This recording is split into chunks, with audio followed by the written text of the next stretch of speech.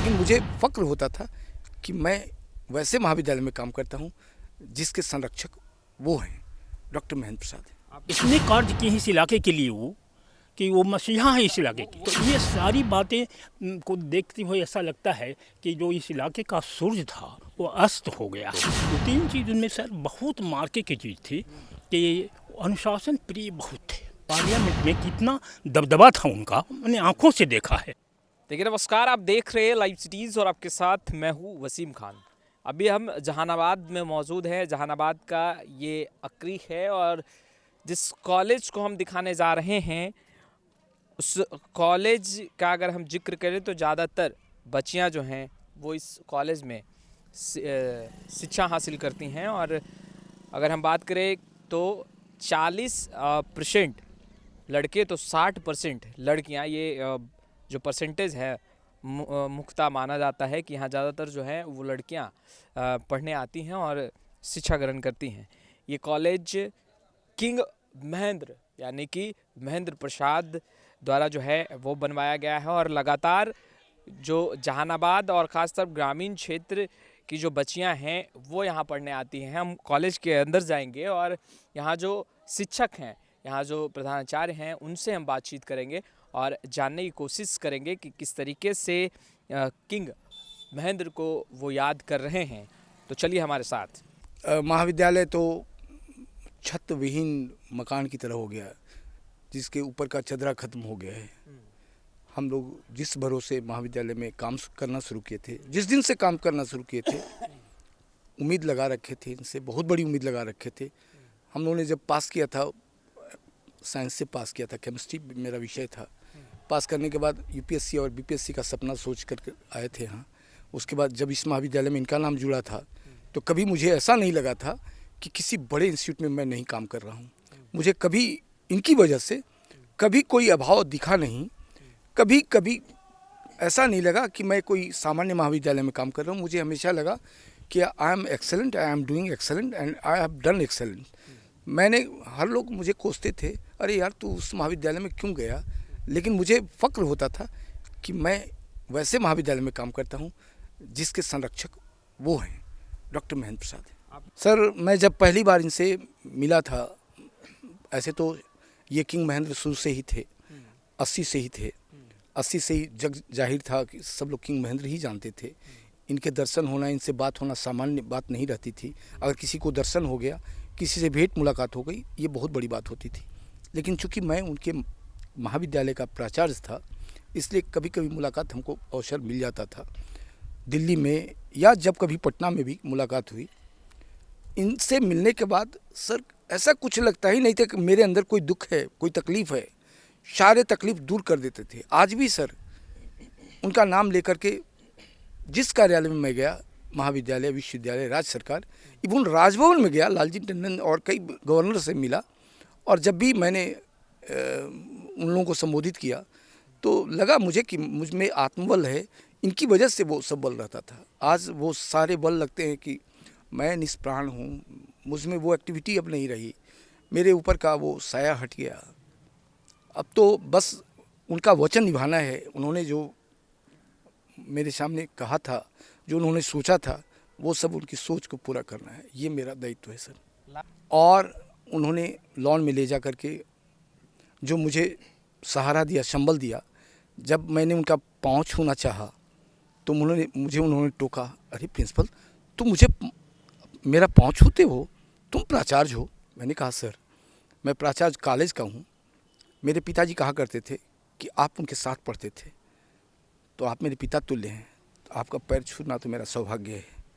और ऐसे भी मेरे महाविद्यालय के आप संरक्षक हैं।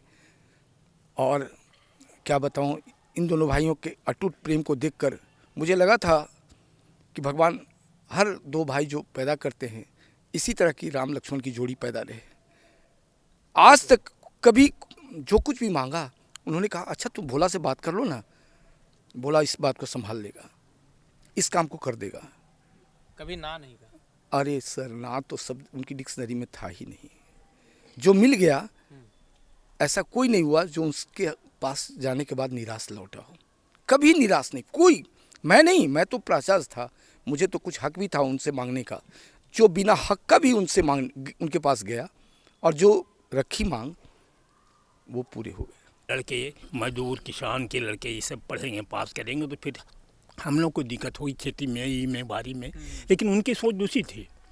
वो अपनी माँ से वो इतना प्रभावित थे कि माँ उनकी बराबर कहा करती थी कि सुदूर इलाका है तो उसमें बच्चियों के पढ़ने के लिए सुविधा हो तो इसके लिए कॉलेज हो जाए, वो इच्छा थी उनकी। अब माँ को ये बहुत मानते थे, बेहद मानते थे, क्या हम बताएं क्या कितनी ममता उनके प्रति थी।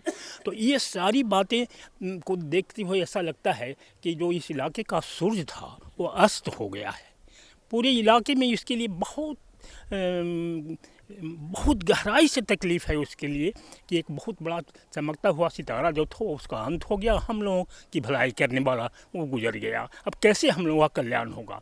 मैं एक दो चार नज़ीर देता हूँ आपको उनके साथ रहने की वजह से। जब से कॉलेज से जुड़ा तो इनके पहले जो एमपी थे, जो इनके विरोधी थे और जिनके को हरा कर ये एमपी बने थे 1980 में, तो वह यहाँ भी छात्राओं, गरीब छात्राओं के लिए जब आते थे तो सहसा वो कहते थे कि मैंने सोचा नहीं था कि महेंद्र प्रसाद इस टाइप का आदमी होगा और जो इतना कल्याण करेगा छात्राओं के लिए और छात्र के लिए, गरीबों के लिए। खास से हम गरीब के लिए आए हैं, मास्टर साहब हमसे कहते थे कि आप सिक्योरिटी हो गए हैं, हम आपके साथ जुड़े हुए हाई स्कूल में थे, वो एमपी कहते थे।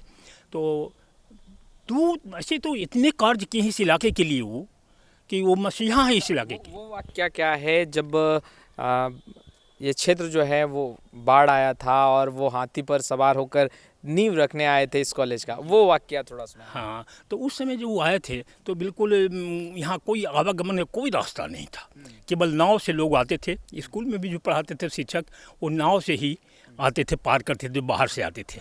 तो वैसी स्थिति में यहाँ जब रखे थे उसका नींव, तो इनके गांव के लोग या दूसरे इलाके के लोग चाहते थे कि हम गोविंदपुर में ही, इनके गांव में ही कॉलेज खोले सुविधा के लिए। लेकिन इन्होंने कहा कि नहीं, हम लोग चूँकि बहुत एक आध वर्ष के अंदर ही 5-7 महीने के बड़े छोट थे, तो उन्हें बराबर कहा करते थे, हो राजनंदन मेरा नाम है, राजनंदन से मैं बाहर नहीं करूँगा, ये है एजुकेशन हब है एक तरह से ओकरी, और यहाँ शिक्षा का ये है, इसलिए जब भी मैं कुछ करूँगा तो यहाँ के लिए करूँगा, दूसरे जगह के लिए नहीं करूँगा। पूरे इलाके के लोग इससे जुड़ जाएंगे और सबका कल्याण होगा। तो 2-3 चीज़ उनमें सर बहुत मार्के की चीज़ थी कि अनुशासन प्रिय बहुत थे। शायद हमको लगता है, तो हम तो भावना में बह के भी कह सकते हैं कि शायद संसार में कोई इतना अनुशासित आदमी नहीं होगा। एक आध बार जाने का मौका मिला है उनके मकान पर अपने ही का निजी काम से, तो उन्होंने जो आवभगत की और ऐसा लगा कि इतना बड़ा आदमी और इस ढंग से ये हमारी मदद कर सकता है। तो उन्होंने वहाँ के रहन सहन के बारे में हमने देखा कि अनुशासन ऐसा है कि एक प्लेट भी थोड़ा सी आवाज़ कोई नहीं रख सकता है, कोई कर्मचारी उसके अंदर, लगता ही नहीं कोई आदमी नहीं है, जबकि 100-200 आदमी उनके यहाँ उस क्वार्टर में रहते थे। फिर भी अनुशासन प्रिय इतना थे कि कोई हिल डुल नहीं कर सकता था। उनके अपने भाई जिसको बहुत मानते थे, अभी उमेश शर्मा हैं, तो वो भी लड़के भी कोई काम से अगर आते थे उसमें दफ्तर में, तो तब तक खड़े रहते जब तक वो बैठने के लिए नहीं कहें या जाने के लिए नहीं जात नहीं थे। इतना उनका रुतबा था उसमें। आखिरी बार क्या बातचीत हुई थी? आखिरी बार हमको इधर बहुत दिन से बातचीत नहीं होती, जब नीतीश जी इसका उद्घाटन किए उसी समय वो आए, तो उस समय विशेष बात थी और देखने को मिला कि जब इसी मैदान में जब मंच बना हुआ था, 1 लाख से आदमी कम नहीं था सर। अच्छा। हाँ, तो उसमें जो इसका डेकोरेशन भी किया हो गया था, उसमें एक आध जगह पर पहले लोग गांव के नज़दीक उनका फ़ोटो लगा के द्वार बनाए थे, तो उन्होंने सब जगह पर यहाँ तो एकदम मना कर दिया कि देखो हो, ये मेरा फ़ोटो यहाँ एकदम नहीं लगना चाहिए, नीतीश जी का फ़ोटो रहेगा, मेरी माँ का फ़ोटो रहेगा, तीसरा किसी का नहीं रहेगा। फिर बाद में सबको हटा के हम लोग वही किए जो चाहते थे। तो इस तरह की बहुत स्ट्रिक्ट आदमी थी वो, और अपने खुल करके नहीं चाहते थे कि हमारी कोई बड़ाई लिखे या बड़ाई करे या पेपर में आवे, ये सब नहीं चाहते थे। लिम्का बुक ऑफ रिकॉर्ड्स में उनका जब नाम आया था तो उस समय हमने उनको कहा था कि आपका तो बहुत बड़ा नाम ये हो गया है, तो उन्होंने कहा कि नहीं कुछ नहीं है, तुम आए हो कभी तो फिर आओ। एक आध बार फिर बीच में मिले। पार्लियामेंट में कितना दबदबा था उनका, मैंने आँखों से देखा है। कहीं की पार्लियामेंट देखे हो कि नहीं, हम पार्लियामेंट नहीं देखे, तो चलो आज मेरे साथ पार्लियामेंट दिखाते हैं। उसमें अटल बिहारी वाजपेयी थे प्रधानमंत्री। तो ये गए तो जाते ही गेट पर जो ये रहता है कर्मचारी, वो जो ये करता है, तो वो तो MP थे, वो तो चले गए अंदर बहुत दूर तक, हमको रोक दिया। तो हम खड़े थे कि भाई हमको पास भी नहीं दिए और ये अंदर चले गए। बाद में वहाँ से इधर नज़र किए तो मुझे खड़ा हुआ देखा तो उन्हें आओ, तो किसी की हिम्मत नहीं हुई कि इनको से पास भी खोजें। अच्छा। जी हाँ, और मैं गया उनके साथ, फिर बैठा, सब बातचीत वहाँ पार्लियामेंट के चल रहा था। उसमें देखा कि ये बहुत दबदबा वाला और बहुत अनुशासित, निकलने पर भी वही सब कर्मचारी उनका इज्जत करता था, प्रतिष्ठा करता था। खाने में बैठे था घर पर आने के बाद, तो मैंने देखा कि हमको हमारे लिए बहुत सारे सामान बन के मौजूद था, और कहीं कि खाओ, वो अपने भी बैठे। तो मैंने देखा कि वो सत्तू खा रहे हैं। तब मैं हम लोगों को ये दिया आप सत्तू, तो ये हो से हमारा रूटीन बना हुआ है, हफ्ते में किस दिन क्या खाएंगे, आज सत्तू का ही दिन है, इसलिए हम प्रेम से यही खाएंगे, तुम भी खाओ। ये मेरे बागीचा का फलना आम है, तो ये है फलना जा क्या है, तो ऐसा है वैसा है। तो कितना सिंपल थे वो कि सत्तू खा रहे थे, जो गरीबों का मुख्य भोजन है वो खा रहे थे। फिर उसी तरह सब जगह पर दिखाया भी, वो अपना अपार्टमेंट वाला ये बना हुआ था उनका, ये जो होता है। और सब जगह पूछी कि कैसा लगा तुमको, हमको तो लगा कि जैसे हम स्वप्न देख रहे हैं कहीं। तो नहीं ऐसी कोई बात नहीं, हमको लगा, जो आप पूछते हैं तो यही लगा कि हम कहीं स्वप्न देख रहे हैं और ऐसी जगह आ गए हैं जो स्वर्ग लोक से कम नहीं है। तो कहीं नहीं हो, ये सब बात नहीं है, ये बहुत सामान्य जीवन है। फिर मैंने टहलते हुए उनके साथ, चलो टहलो मेरी फुलवारी में घूमा, फिर अपने पुस्तकालय में ले गए, फिर राष्ट्रपति वाला का चित्र दिखाए कि देखो ये सब मेरे यहाँ आए हैं पूजा में। देखे कि सत्यनारायण स्वामी की पूजा में राष्ट्रपति वो थे, कौन शर्मा, हाँ उनका शंकर दयाल शर्मा वाला का ये चित्र है, वैरा से दिखा करके घूमते रहे।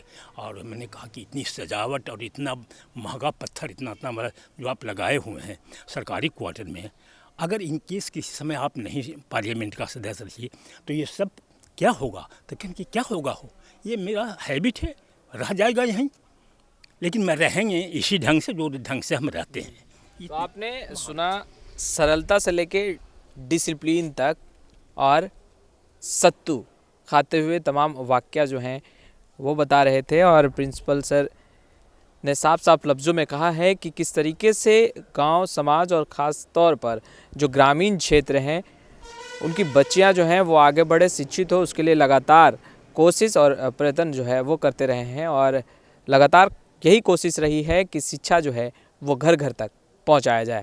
खैर, लाइव सिटीज़ के साथ बने रहें। कैमरा पर्सन गुड्डू के साथ मैं वसीम, लाइव सिटीज़ जहानाबाद।